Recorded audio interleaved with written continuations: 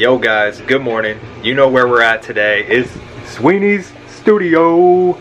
Let's go. Just stopped by Bora Art Supply, grabbed a little bit of supplies, a couple clear tubes, and I'm going to see Sweeney make one of his classic styles of pieces that he made many years ago, and we're going to see if I can hop on and make one also. Yeah. This new skull cycler you're working on here. That video. Crushed open and blue and dope. So this is the bottom part, and he's gonna put another skull with a mouthpiece on top of that and some drains. this one will go like up in there. Nice. Hell yeah. Opa! That always happens. Damn. Piles of skulls. Yeah. Graveyard tech. Just got carried away, and I thought, all right, that's so I'll fun. just keep going with it. I was only going to put a couple on there, and then they just all started fitting together like a jigsaw puzzle. Yeah. Damn, that's dope. What's that going to be part of? That was the one that just flew out. There you go. Just a little jammer. Nice. Nice. Hell yeah. Drinking vessel now. There you go. It's an ashtray. We just spent 20 minutes making a reel. This is the life of a glassblower in 2022. This little guy is up for auction on my page. By the time you see this video, it'll probably be over. But just know that that was what went behind this. It's 20 minutes of fun and carefree times with a couple of friends. I brought over a bunch of milli today. I'm going to take these little pumpkin coins, polish them up a little bit. They can focus. Having trouble focusing. That's alright. I'll polish these up. Maybe make a marble or two. We'll see what happens. Here's the lap wheel I'll be using. Always a fun time. Grindy, grindy, grindy. Oh, guys, the biggest flex of the day is my new Walmart mug that I decked out in stickers, including your boy, Sweeney Glass. I got 710 Works. Shout out to Matthias, Roysko, Hugh Glass, Corny Dad's Podcast, and myself, because you know, I'm proud to rep myself. Also, Smokey Smoke Shop. Shout out to them. OG sticker up from the on there. Yeah, I had to slap it on there. You told me it was rare. I couldn't let it go like in a bag for years. I had to just give it some life. Yeah. A little smiley heart. Love it. With wings. Oh, I see it. Yeah. It's so like 13-year-old girl, 8th grade. It's like kawaii tattoo. Yeah. Welcome to the kawaii tattoo parlor with Sweeney. I love it. I don't know. It just came. I was doodling and it just happened. Yeah. Because I was just like, I'm gonna put a little smiley face on the heart. So I was gonna do this whole heart thing. That's a T-shirt. And then I'm like, fuck, that's fucking awesome. I'm running with that now. Yeah. Flame above its head. Heart on fire. Flying heart on fire. Let's go. Tell me the story behind this mannequin-esque thing. It's not really a mannequin. It's a bust. Yeah, I guess they call them mannequins or what, or they call them dress forms. Actually, Okay. That's the official name of the dress form. I think I found this like laying outside of a Goodwill at some point. There you go. Back in the day when I needed one, and Yeah. it's the right size too, because it's a 38 male or whatever. Oh, nice. It's probably like exactly. So basically, a good fit for your average, like like us. Yeah. Like I would probably replicate. 50-pound, You know, 10 guy. add a bunch of muscles. If you're gonna base it off me, you gotta really bulk it up. But Buff it up. yeah, you gotta buff it up. No, but hell yeah. Zest on there. It's chizzest. That's the word of the day. Chizzest. Ooh. But I got this back when I was doing a lot of like reconstruction of clothing. I had yeah. a clothing line called DSR, and it was a pretty big passion of mine for a little while, was doing clothing. Hell yeah. Yeah, I'm trying to get back into that a little bit with bringing some of the art back into it. Yeah. That'd be super dope. Because clothing is fucking fun, right? I think with the depth you've brought out with the painting and B-style, that brought into the clothing could be a real mind-blowing combo to like see happen for sure. Be super cool. Hell yeah. Compared to some places are just fucking weird. Or the vibe is too much. Yeah. Alright guys, so I just polished up these coins a little bit. Not perfect, they're going to do me well for some marbles. Went from that kind of rough cut, polished them up a little bit. Now they're going to look real good encased. I really don't know how they work. I know that sometimes they operate companies in the red for like years, and the government just subsidizes them, so they can be operating at a total loss forever. Yeah. Just so they can undercut everybody. Interesting. It's a strategy, and then later they'll raise their prices. But that's after they like got everybody on board. Yeah. Right, so then they start to win because they've already got everyone on board. Yeah, that's interesting. Yeah, I like how people are just like kind of the same bucket and using China color now, because like why not? I mean, if it's good, it's good. Right, it's just ego that keeps you from like not wanting it to be China. You know, I mean, Northstar does have a pretty cheap cobalt. Yeah. I don't know, maybe China's still like half the price, but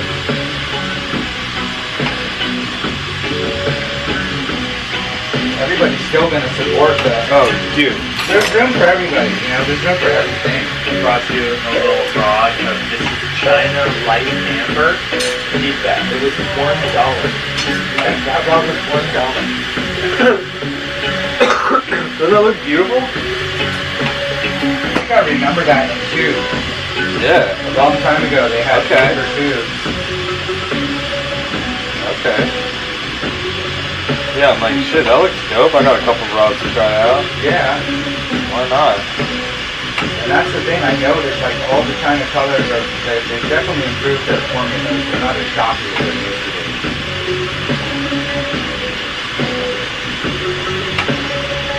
To work with, and usually there's not, for as cheap as they are, there's no bubbles or stones in them. Yeah. They're pretty clean. They're pretty consistent on their holes. It's crazy how consistent they are on their, like exactly 8 millimeters, Yeah. Every single one.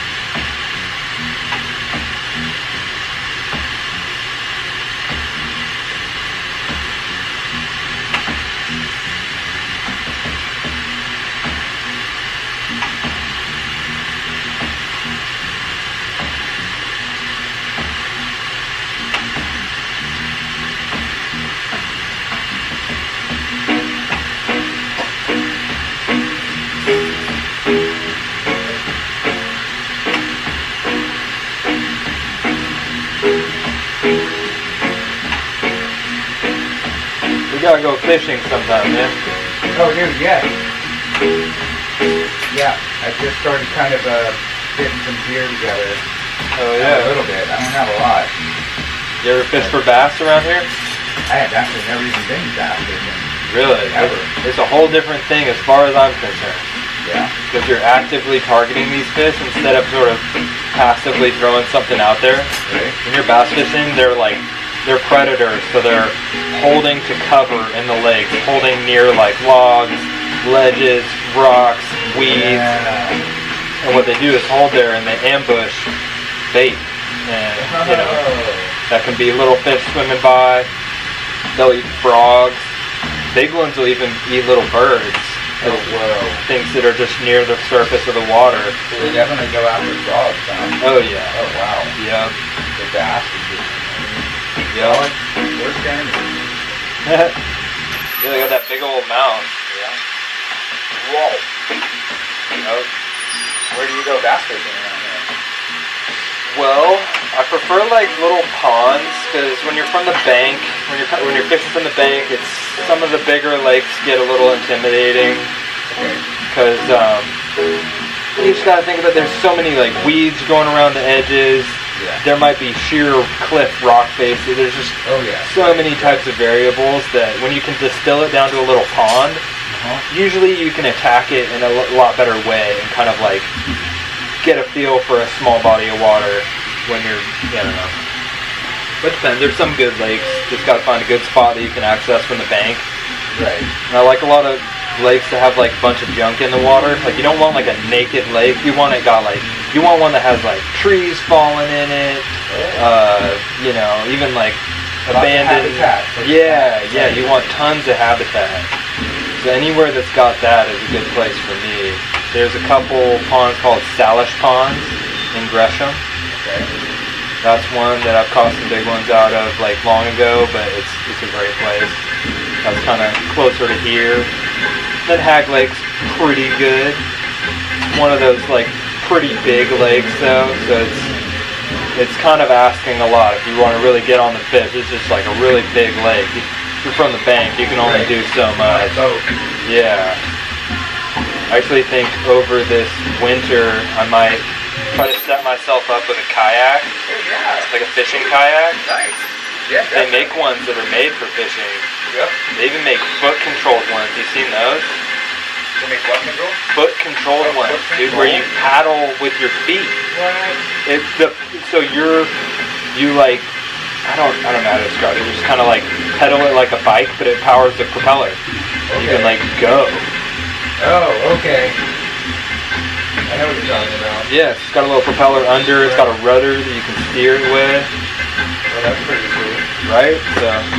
Frees up your hand. Right, exactly. So you can just kind of cruise along the bank. That's sort of what bass fishing is like to me too. It's like keeping it moving instead of staying with your bait in one place. Right. You're constantly like casting and retrieving these lures in and like covering area. Something about that's so fun. I love that shit.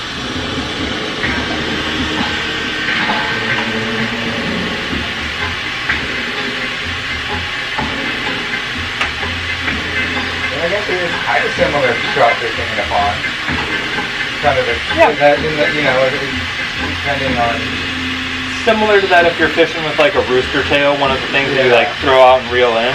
Right. That's sort of my jam. So I'll throw like active kind of baits like that where you reel them out the whole time, or reel them in the whole time. Yeah. Or I'll throw... I like lure fishing. Yeah.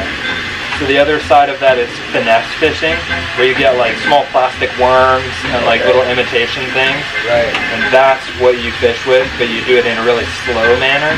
Right. That's actually how I catch most of my fish, honestly. Is like slow finesse fishing, little plastic worms and lures, things that look like that. Yeah.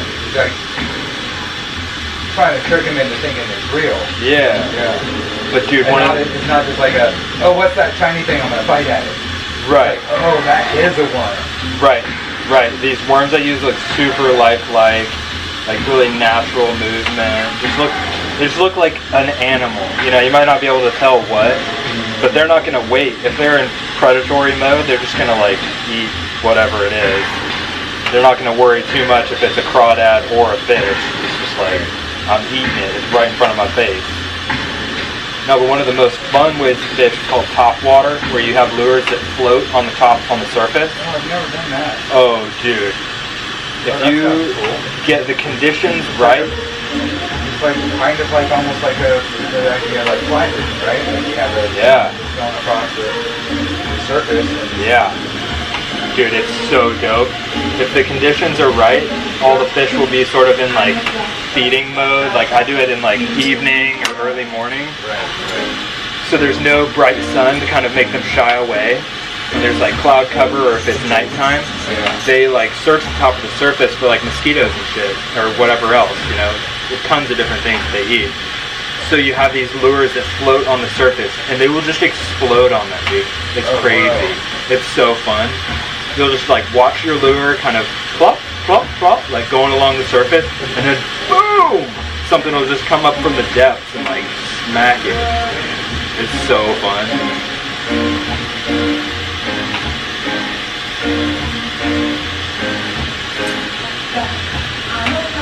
I've been tripping out on the pro bass fishing too. I love watching like professional fishing. Yeah. It's like, it's a whole world in itself. It's so fun.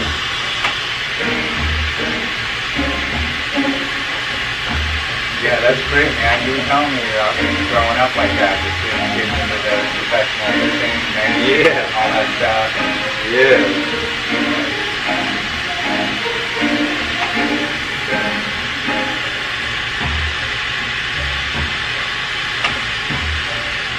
Kind of like a unique thing to compete in. Oh, Makes it like have a bunch of fun quirks, because it's not just like a race running in a line. It's like No. so many factors that play into it.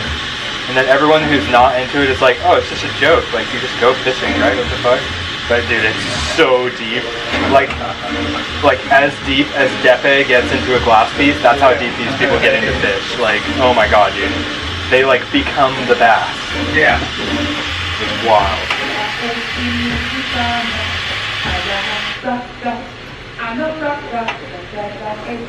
So what is it in Oregon? Like, is it like they're called largemouth bass, or? Yeah. All right, so tell them what we're about to get down on. I have no idea. That means it's gonna be a dope project. Whenever you hear that, that means No. heat is coming What am I up. doing here? Yeah. What are we gonna make? I don't know. No, Maybe I this. should just start melting it. And I see think- what comes out. I think that's the perfect idea. So I'm gonna think like, should we just do one big bubble on the bottom? Maybe do that to start. Maybe just start with one, because then we can do another, and I can see more of the process or the tech that you put into I'm it. just trying to think of how much I'm gonna use. Yeah. One, about there. And we usually do about, we would do about 12 inches or so. Okay. Okay, this is the classic hand spun ball. Let's go. How long has it been since you made one of these? 2 years? 2 years? Wow. It's been a minute. That's a long time. It's been a minute, 20 years. It's been a minute. Hell yeah. I don't think I've made, yeah, no, I have no idea. It's been a long time. I mean, I think the last time I made something just like straight from tubing like this was those Incyclers. Incyclers. Out of them, these, yeah. Okay. Like a big Incycler bomb. So instead of having like a big bubble on the bottom, it's just got it's like an L shape, or not an L shape, like T shape, flipped upside down. Oh, So yeah, then there's like, yeah. and then like I would spin out a foot and put the foot on it. Oh, okay, yeah. One of the first pieces, like headier pieces I got was an Incycler like that. Right, so it'd be like an Incycler, and then it had a, you know. Yeah. Yeah. I had a little, like, the size of your Herbie one that had different perks going around it, and then it rested on the Incycler part, kicked back on the mouthpiece or something. Yeah, I used to make tons of them like that. Dude. Hops invented that. He was like the Okay. first one to make one. Okay. Yeah, it would be like a Sherlocky dude. It was like, you know, it would kick back Okay. like a bubbler, like that. You got your end cycler here, and then like a body, a can, Yeah. or whatever on top of the Yeah. cycling part, and then like some kind of mouthpiece coming off of there, like Hell discs yeah. and whatever, and all kinds of stuff, horns all over it. And all Hell that yeah. Damn, that's crazy. So you're gonna make the mouthpiece first, stuff. So mouthpiece first, which is a trip. right? So it's like kind of seems like the opposite of what you would do. But Yeah. what the idea here is make the mouthpiece so you can let it cool, and then so you don't have to attach a handle for anything. You let it cool, you flip it around, your handle is the mouthpiece, and then you form the bottom bubbles. Yeah. So for those of you who don't know, classically what someone would do is make two pieces and put them together. That's how most bong style rigs or bleep bleep style rigs, I don't know what words I can say on here. That's how most things are made, usually two pieces being matched together and melted together. This, on the other hand, is all one piece in an old school type of way that I'm interested in learning. Just like freehand heat up a section here for the bubbles of the mouthpiece.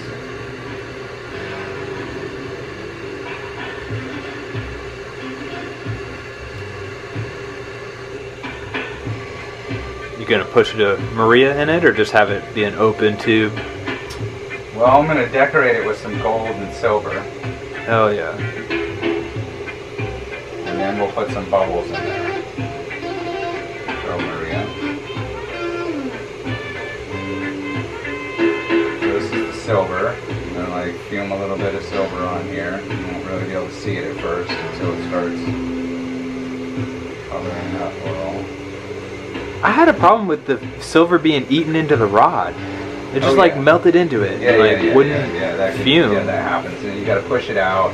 Yeah. Like I usually my marber pad and push it out like that so it sticks back out to the Okay. surface. Or you Yeah. can take your pliers and kind of squeeze it a little bit. Get it Okay. to pop back out. Yeah, because all you need it is exposed. It doesn't have to be pretty. It just got to be Yeah. out Sometimes there. I feel like that happens when you get too much of the. You get like I have it too much in the flame. So there's too much glass melting and it just kind of wants to go around. And if you can keep the flame just like kind of brushing against the silvery part, okay. it won't sink as much. But it's not guaranteed. Okay. I mean, it's gonna sink sometimes. It's just gonna sink in there. Yeah. And if the flame maybe is too big, maybe the whole thing gets a little too hot, and then Yup. create an outlet for that matter. Yeah. All right, y'all. So now we added some decoration on the outside, melting that decoration in, and soon enough, we'll open up that, and that will be the handle for the finished piece. We're going sicko mode, guys. What do the kids say? It's bussin'. This piece is bussin'. It's like it's busting because it's cool to ride the bus. It's cool to be in school, guys. 24 karat gold on here. Oh yeah. Bear market who?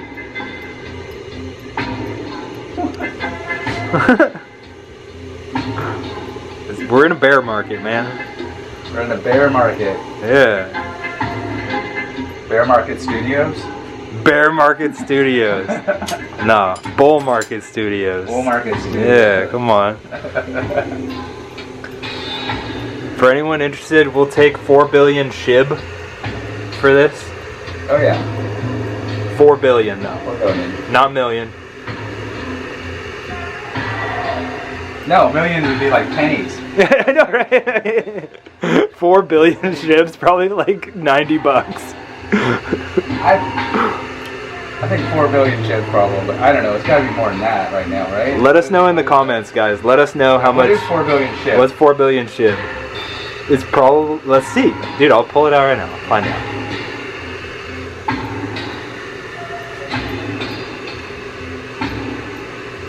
$4 billion SHIB.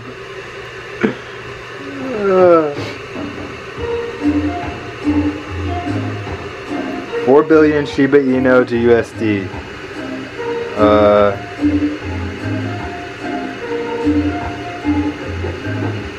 We're getting closer, guys.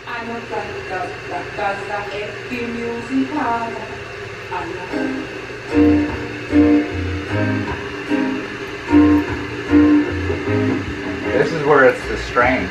This is where you want the rollers. Oh shit, This is yeah. where like your hand starts getting tired, your arm starts, you've been holding it already for like a half an hour.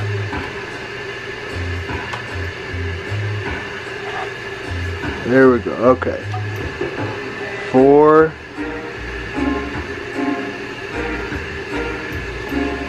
Oh, okay. 4 billion SHIB. It's like 44 grand. Okay, Okay. we'll take 44 grand. Yeah. So guys, if you're DM me if you're payment ready for 4 billion SHIB, we'll accept your payment. Let us know. I'll diamond hands that shit. Wait until it's 40 million. Right? All the posts like, if SHIB reaches $1, Yeah. it's like, there's a long way to go. There's like so far to go, dude. It's like practically impossible. Yeah. It really is. It's kind of sad because it could be really cool, but then again, it's too many people winning the lottery all at once, I guess. Yeah. I don't know. The universe might not like that. What's your cryptocurrency of choice? If you could give the people, what's Sweeney backing? Doesn't have to be one you're holding. I definitely think I would do Ethereum. I just believe in Ethereum. Yeah. I think it's got potential to go a long way. Yeah. Do a lot. Like it can be incorporated into a lot of things. Hell yeah. And then there's stuff that I don't know about. I mean, there's other ones out there that I'm not, I don't know what the deal is with them. Like, Yeah. It's one of the hard things about the crypto industry. yeah. What was XRP? Wasn't that something that was gangsters were using or something? It was like you couldn't track it, and then they could track it or whatever. But a lot of trading platforms wouldn't even let you trade in it or something weird. You sound like you know more about it than I do. I just know there is some funk around XRP, Yeah. and people who are holding it were always like, "Watch, it's going to be worth a fuckload." Oh yeah, because they thought that like it was going to be like the next how Bitcoin was like used for underground transactions. And Oh yeah, they thought, oh yeah, this is going to be take off because it's going to be the dark web transaction, and yeah, nobody's going to be tracked, and it's going to be completely private. And yeah. I think Solana is going to be one that's going to go to a bunch of stacks. why is that? What is it? Because my only factor is that it's created by the founder of FTX, which is like, but for any of you guys who know more about it than I do, please be kind, because I don't know a whole lot about it. But FTX is a new exchange, so obviously there's Coinbase, and then there's FTX, which is a new place to trade and sell crypto. And he's probably like 24 or 25 years old now, but he has like kind of a wonderkind who owns it, who started FTX. His name's Sam Bankman-Fried, and he's like one of the youngest billionaires in the world. He's super on it. He knows his shit. And Solana is the native coin of FTX, I'm pretty sure. Again, guys, I could be wrong on a couple details, but I know Sam Bankman-Fried, the owner of FTX, is the one who created Solana, and he called it at like $3. He was like, I'll buy all the Solana you guys got for $3 each, and after that tweet, it went to like $250. Like, mega increase. So I'm bullish on Solana. It's like probably hella low right now. It's probably like $40 or even $30 now. So it went up to like 200 and then It went up to $250. It went from $3 to $250. It 100x'd in like less than a year. Oh, that's crazy. So I mean, you don't got to prove much more to me. If you can 100x, like Who made sure. the money off it? Did he make the money off of that then? Well, no. You got to think about it. It's everyone who holds Solana is then gonna have that in their bag. So everyone. Okay. He's like a very by the books guy though, so he probably holds like a conservative amount. He's not like one of these guys running it up and like dumping on everyone. I read a little bit about him, yeah. Yeah, SBF, Sam Bankman-Fried, he's like real fucking serious He's doing all about the it. political backing now. Yeah, that's another aspect I haven't really gotten into with him, but it's like, yeah, whatever. I just see him as like... Oh, it's really interesting. I mean, him and his, is it his brother?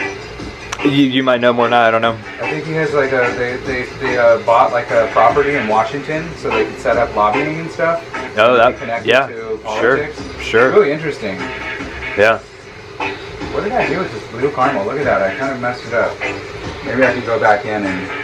You got a little bit. You can go with a mini torch, maybe Yeah. get some of that dark spot out of it. Yeah. But even then, I'll blend it into the engraving. Like, it'll be alright. But yeah, all those factors combined, the fact that Solana is created by him and he's got this new exchange platform that's like going crazy even in a bear market, that just seems to me like, wow, pay attention to Solana, because like the dude who backs it is very serious about crypto succeeding.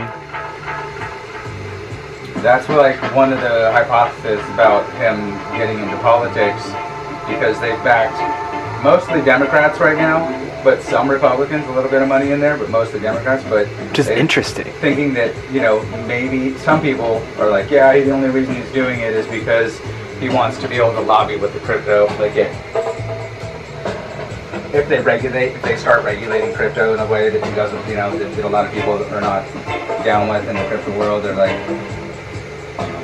then he wants to be able to have that. I think that's genius, dude, because one of the main threats to crypto adoption is legislature and like laws being passed upon it. Yeah, so I don't think there's anything wrong with it. I think people are weak. They're like just, well, we can't trust him because he's the only lobbyist. Like, dude, Taking care of his own ass. come on, man. Don't you want your money to be more sound? Yeah. Like, that's the whole point of crypto, is a sound money platform that's trackable and not inflated like the dollars we use today. Like, it's gonna take some people being a part of it for it to get off the ground. Oh, dude, this is really hard right here with the... Yeah. Some time has passed. Some sweat has been sweat. And the neck of this is coming out icy clean. Stoked to see the next steps of the process.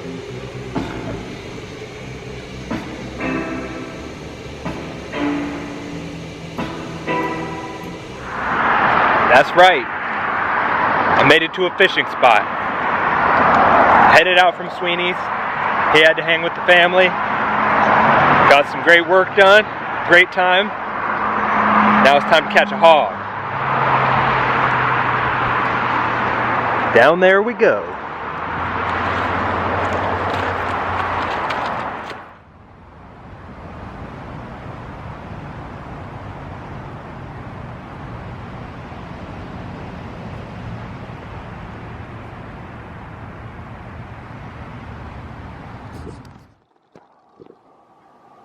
Oh yeah. Caught a nice one. Top water. Let's go. Bye-bye, fishy.